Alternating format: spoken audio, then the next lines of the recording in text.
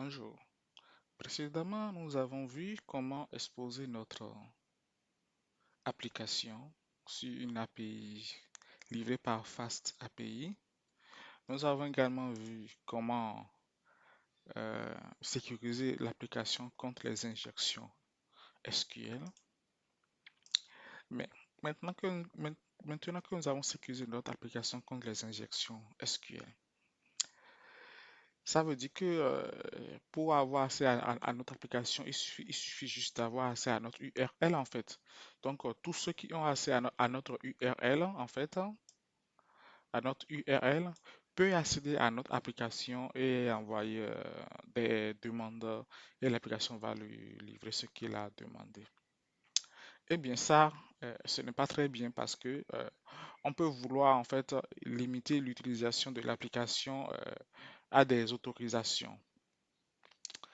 Donc, ce que nous allons faire, nous allons ajouter une couche de sécurité par une connexion via des tokens, en fait, pour que quand quelqu'un va vouloir utiliser notre application, il faut que la personne renseigne son token d'authentification.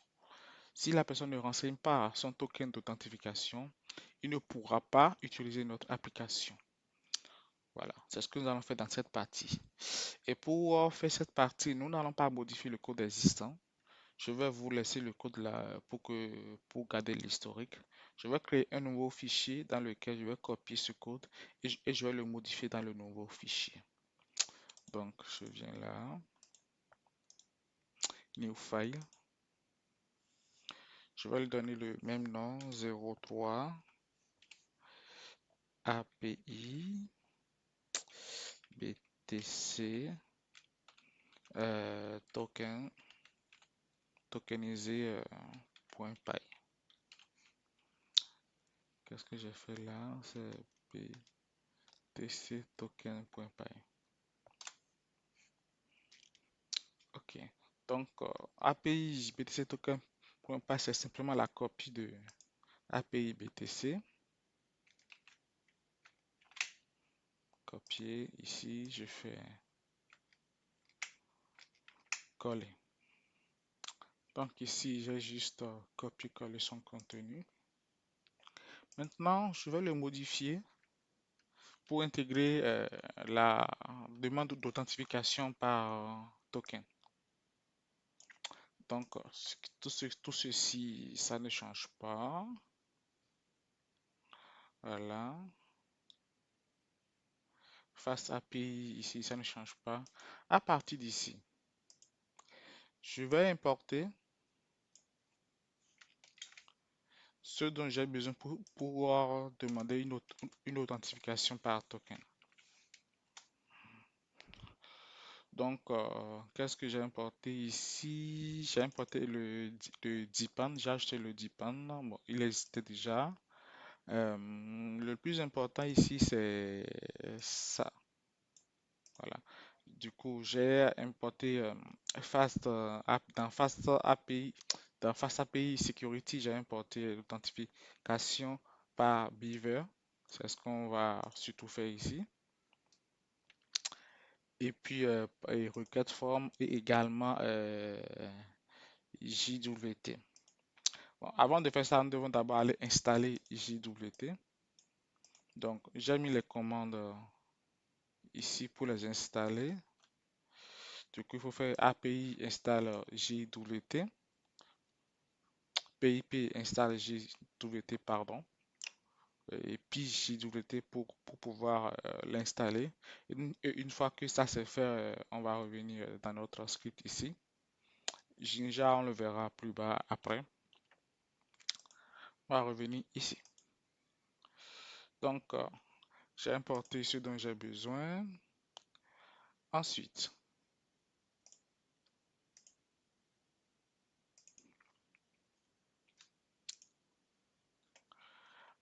on va configurer notre JWT.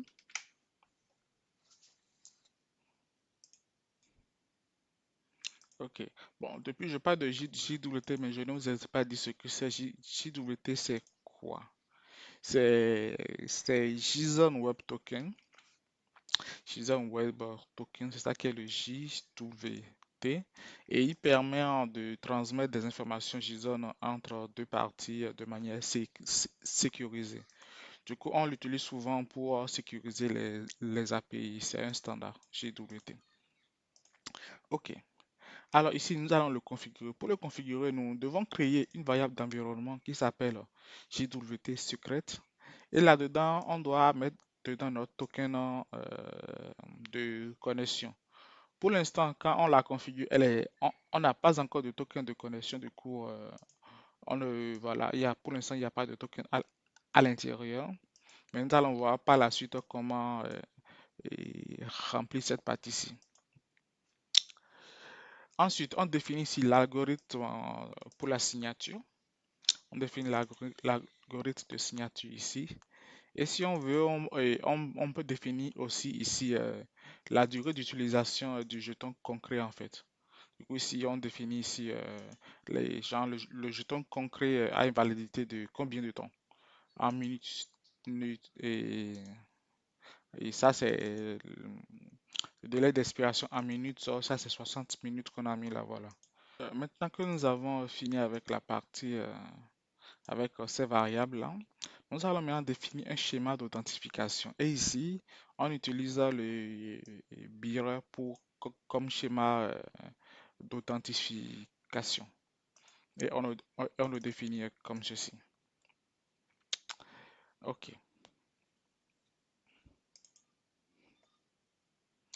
OK. Et ici, en fait, on met ici le endpoint de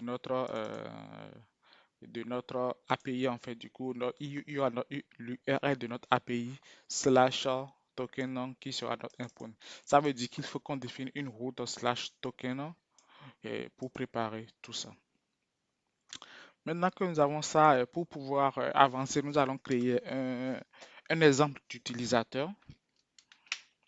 Du coup, que je nomme ici fake user parce que ce n'est pas un vrai utilisateur, c'est juste un utilisateur lambda qu'on crée pour pouvoir tester notre application en fait. Du coup, on crée user que je peux nommer ici Alissa et dans Alice, c'est le username qui est Alice, le full name Alice et je définis ici le password. Ok. Maintenant que nous avons tout ça, nous allons maintenant essayer d'aller intégrer la connexion et l'authentification dans notre API qu'on avait à la base. Donc, euh, première chose à faire, nous allons déjà aller dans notre route BTC. On a notre route BTC qui est ici. Voilà. Et puis, nous allons dire ici que ici, on avait un depend on BigQuery, n'est-ce pas? Nous allons également compléter un depend on ici pour lui dire en fait que avant de s'exécuter, il faut qu'il vérifie qu'on a un token valide aussi. Bon, ça, c'est un petit truc là pour comme commentaire là. Je peux l'enlever d'ailleurs. Voilà. Donc ici, je crée un objet current user qui, qui va s'appeler, qui va demander en fait à vérifier si le user qui veut se connecter à notre application en BTC, c'est-à-dire pour récupérer les données en fait, est-ce que ce user euh, a une clé, a un token valide en fait. Donc, je fais un different non, get current user. Et comme je fais get current user, ça veut dire qu'il faut que j'aille définir ma fonction get current user en fait. Donc, je vais la définir.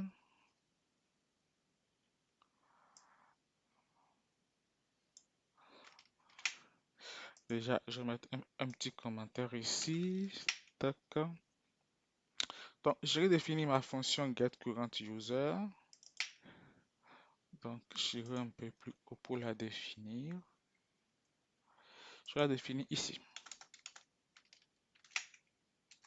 Voilà. Donc, je dis que mon getCurrentUser prend en entrée le token et lui également, il va dépendre il y aura une dépendance qui est out de Shem.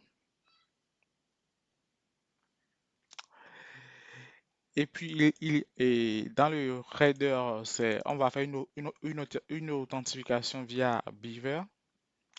Et puis, s'il y a une erreur, il envoie un message d'erreur token invalide ou, ou expiré. Voilà. Et puis, je définis ici mon playbook. Et du coup, je prends le token, le secret key et l'algorithme que j'avais défini plus haut. Du coup, cette commande permet de vérifier si le token qui est entré est valide ou pas. Voilà. Et puis, si le token n'est pas valide, c'est-à-dire il ne trouve pas le username correspondant avec ce token valide, il envoie un message d'erreur en fait. Donc, c'est ce que fait cette, euh, cette fonction. En plus de cette fonction, maintenant, si vous vous rappelez ici, on avait défini un endpoint ici, n'est-ce pas, pour l'authentification. Du coup, il faut aussi qu'on aille renseigner en fait ce qui sera alimenté sur le endpoint. Donc, on va descendre, je vais le positionner juste avant cette partie-ci, ici.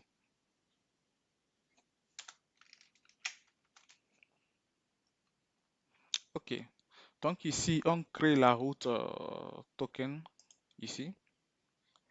Et là-dedans, on, on demande nos dépendances. Et ici, si on dit que le user égale à authenticator user from data username from data password. Du coup, ceci, c'est une fonction d'authentification. Et une fois que si le user n'existe pas, on envoie un message d'erreur. Et si le user existe, on avance.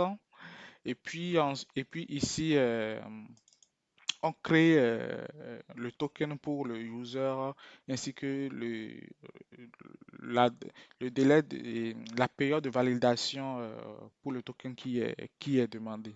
Donc ça veut dire qu'il faut qu'on crée la fonction d'authentification user et une fonction pour créer le token. Ok. Donc pour créer la fonction d'authentification user, on va le déposer peut-être juste ici. Juste là, voilà. Du coup, là, j'ai ma fonction d'authentification user qui peut en entrer le username et le password.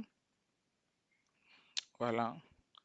Et il vérifie si le user existe, s'il existe, et il vérifie ensuite si le password il est correct ou pas. Maintenant, il nous faut créer notre fonction qui va créer le token. C'est-à-dire cette fonction de create access token. Donc, on va le déposer ici. Cette fonction va permettre de créer le token avec une date d'expiration. Voilà. Tac, tac, et une fois que le token est créé, il envoie, il nous retourne en fait le token qui est créé pour que nous puissions l'avoir pour pouvoir l'utiliser en fait. Donc voici ce que ça fait là. Voilà. Ceci étant, je vais réagencer un morceau du code. J'ai mon getUser qui était en haut ici. Il est où? Il est ici. Il est là. Je vais le déplacer ailleurs.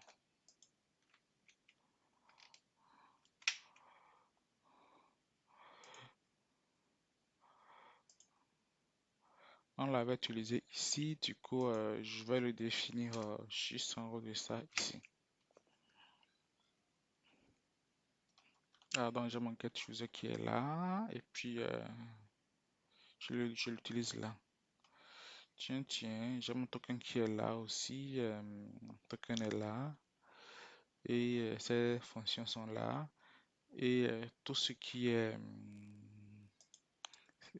parse, tout ça, normalement, je l'ai utilisé pour la partie BTC. Donc, je vais le déplacer de là également et le déposer ici.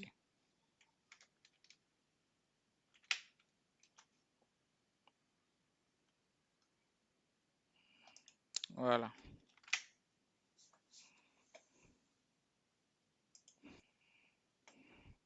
Ok, bon. Du coup, nous venons de finir d'intégrer la demande de jetons, de tokens à notre API. Donc, nous allons exécuter notre API.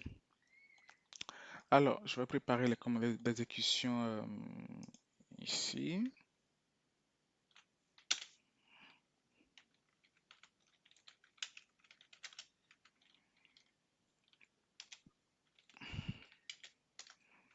J'ouvre la griffe pour que ce soit en commentaire.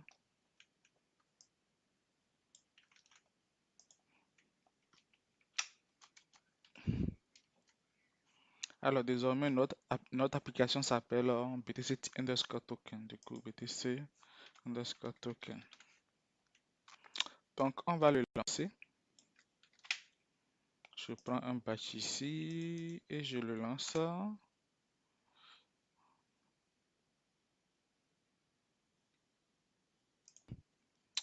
Oui, normal, je ne suis pas encore dans le bon répertoire. Mon répertoire, c'est F4 Data Engineer ici. Du coup, je le lance ici. Et voilà, il tourne. Il tourne normal. Maintenant qu'il tourne, nous allons essayer de recruter l'application. On peut l'ouvrir dans un browser si on veut. Je laisse s'ouvrir dans un browser à côté. Du coup, le browser, il est ici. Slash BTC. On a ça, voilà. Et si je fais slash token, qu'est-ce qu'on a? On a ça. Qu'est-ce qu'on a encore comme route en plus? Je crois que c'est les deux routes qu'on a envoyées, hein, si je me rappelle dans mon API. Ok, je vais le réduire là simplement. Maintenant, nous allons tenter de récupérer nos données sans nous connecter via une API. Donc, on va récupérer le code de test précédemment qui avait fonctionné, que nous allons lancer. Et je m'attends à ce que ça ne fonctionne pas parce qu'il va nous demander de nous connecter par API. Du coup, j'exécute mon curl. Et qu'est-ce qu'on a? On a un message d'erreur. Il me dit qu'on n'est pas authentifié. Donc, de cette manière, il ne suffira pas d'avoir accès à notre URL pour avoir accès à nos données en fait. Il faut que la personne renseigne son token d'authentification. Voilà. Donc, pour commencer, on doit d'abord obtenir un token d'authentification. Et pour obtenir un token d'authentification, nous allons, je vais le mettre en bas, ici, voilà, à partir de là. Nous allons le faire à partir de là.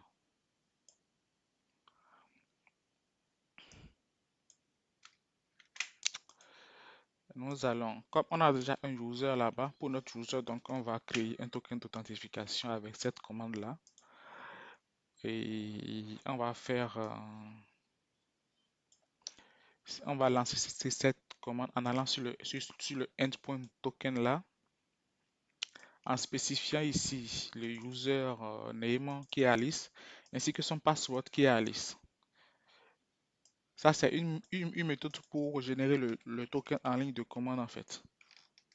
Du coup, quand on fait comme ceci, et quand j'exécute ça, il me génère un token d'authentification et voici mon token qui est ici, access token, qui est là. Voilà mon token qui est là. Donc, je vais copier mon token. Je vais le déposer et token Alice. Je vais le déposer là. Voilà. Donc maintenant qu'on a notre token, on va maintenant utiliser notre token pour nous connecter en fait, pour récupérer nos données. Eh bien,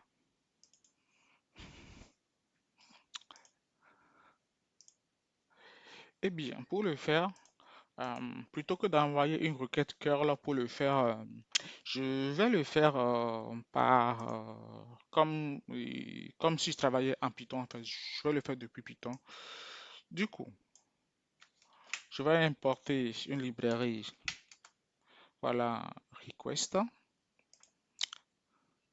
Ensuite, je vais définir mon point d'accès. Mon point d'accès, c'est le localhost 8085/BTC. C'est là que mon API est livré. Ensuite, je vais définir des paramètres start et puis end. Le token, je ne le définis pas pour le moment, du coup, je l'ai mis en commentaire.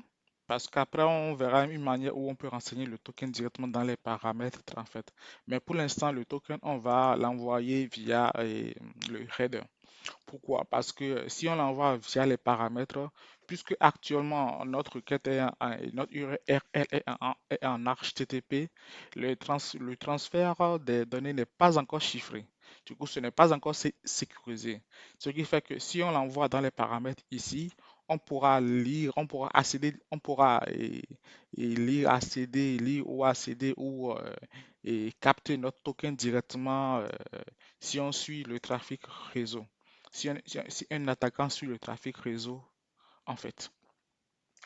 Donc, c'est pour ça que pour l'instant, je ne le mets pas dans les paramètres, mais nous allons le mettre dans un header. Et pour le mettre dans un header, on va faire comme ceci.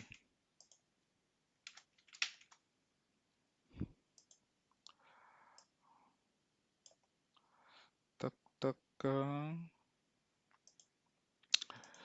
j'avais mon token Alice qui était ici. Voilà. Donc, je le rappelle là, et puis je dis que token égale token Alice. Et dans mon header, c'est une authentification BIR, comme je l'avais montré plus haut dans la fonction. Et une fois qu'on a renseigné tous ces paramètres, maintenant, nous allons envoyer notre requête avec l'URL qu'on a défini ici, ce qui est l'URL de notre API, nos paramètres start, end, et puis le header pour l'authentification. Et nous allons vérifier si tout se passe bien dans une cinquième étape ici. Voilà. Donc, commençons alors. Importons notre request. Ensuite, définissons les paramètres ainsi que l'URL. Ensuite, dans un premier temps, ne renseignons pas le token et essayons un accès directement sans utiliser le token en fait pour voir. Donc, si je vais essayer de m'y accéder sans utiliser le token, du coup, mon header, il y a pas d'autorisation dans mon header. Donc, je devrais avoir ici comme ceci. Voilà. Et quand j'exécute ça, ok, c'est comme ça. Mais quand je vérifie le statut, qu'est-ce que j'ai comme statut? Il me dit en fait que je ne suis pas autorisé pour accéder à mon application ou n'autorisé. Je ne suis pas autorisé. Donc maintenant, essayons maintenant de rendre, du coup, cette méthode ne peut plus marcher parce que maintenant on a besoin d'un token. Si on n'avait pas paramétré l'application pour demander un token, cette procédure allait fonctionner. et sur le fichier de la vidéo précédente où on n'avait pas paramétré l'application pour demander un token, cette procédure allait fonctionner. Mais comme là, on l'a modifié pour qu'il demande un token, du coup, je vais mettre ceci en commentaire. Et donc, je vais renseigner mon token dans mon header avec l'autorisation.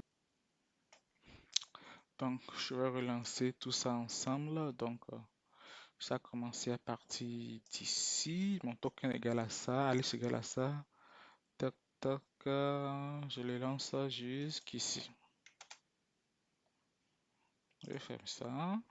Ok, et quand je vérifie le statut, qu'est-ce que j'ai? J'ai pas de message d'erreur. Donc, je peux vérifier si j'ai de la data en JSON ou pas. Et je vois bien que j'ai de la data en JSON. Voilà. Donc, une fois qu'on a renseigné le token, en fait, là, on a pu s'authentifier et on a pu récupérer notre data. Donc, voilà un peu comment on s'authentifie avec un token et comment empêcher les connexions sans token.